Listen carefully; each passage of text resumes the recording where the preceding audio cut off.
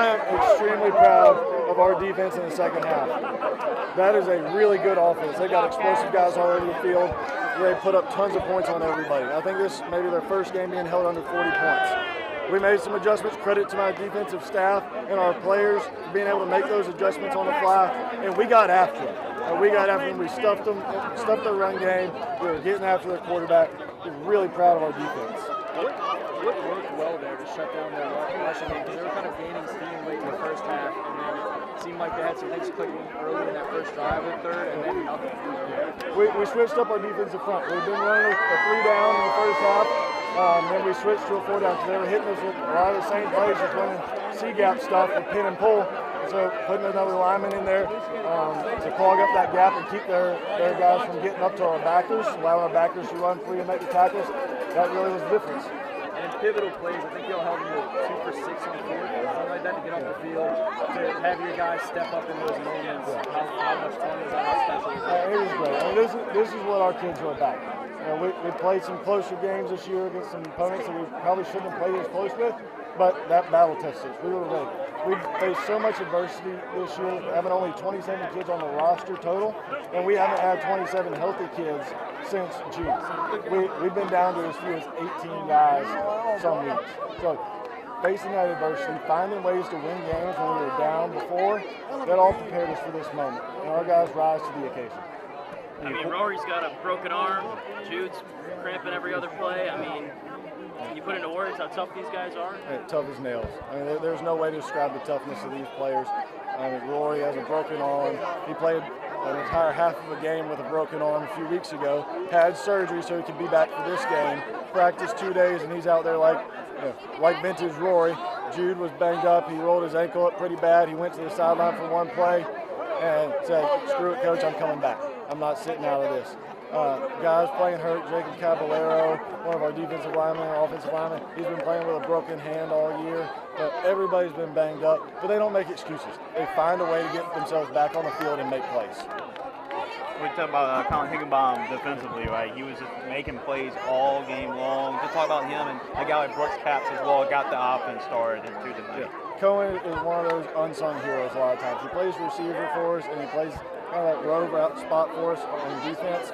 And I think he's had maybe 5 touches on offense all year, but he's one of the leaders on the team in pancakes because he's one of those just tough kids that works his tail off, and it showed with all those plays he made defensively. He's tough. And he flies around. He loves football. He loves his team. That's the big thing about a bunch of our guys. They love their teammates. They love being out here with their brothers, and they're not going to let each other down. Talk about the community support for this game. It looked like the whole town maybe came out and supported, and even on their side as well. For 2 1A teams, that was pretty impressive. Yeah, New Roads is a special place. I mean, they've got great support. They always, St. Ed has great support. They always bring a ton of people. But New Roads, this is a special place, and you can see it. The way those stands were packed. Wyatt Walker, one of our broadcast guys, was telling me before the game that he was seeing people here that he hadn't seen in years because everybody wanted to come back to be a part of this. But even the consistent support, but not including those people. We have tons of people that do whatever they can to help this program out. You never have to ask for anything. They're always there with whatever you need. They support their kids through and through, and I couldn't ask for a better community. Got to ask you about the Oklahoma drill pre-game. What was your thoughts on that? So that's something we started a couple of weeks ago because we've been really bad about starting the game slow. We kept digging ourselves holes, and we just weren't playing confident and stopped firing off the ball. So we said, you know what? We're bringing back big cats, and we're doing it in the end zone pregame. So we take all of our linemen and we match them up one-on-one, and we get down and dirty with it pregame. It fires everybody up, gets those juices flowing, and it shows here. I mean, we had a great start to the game. Since we started doing that, we've been firing on all cylinders. Thank you for your time. Yep, thank you. Coach, last question. What does this mean moving forward? I mean, 8-0, on top of the district play, a couple regular season games left. It seems like this team is playing really good and into the playoffs. What's the key really moving forward to keep this momentum up? Staying focused, which that has not been a problem for us. The past 2 weeks we had really, I hate to say it this way, but throwaway games where we knew we could roll the ball out and win.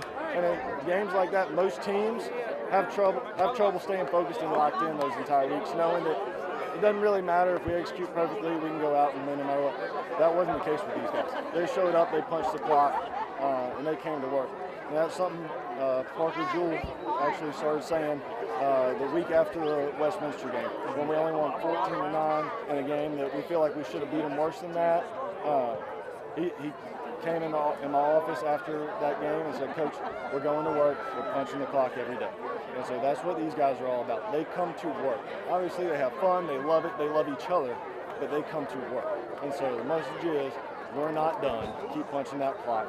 This is great. We'll enjoy it tonight, but tomorrow we're moving on.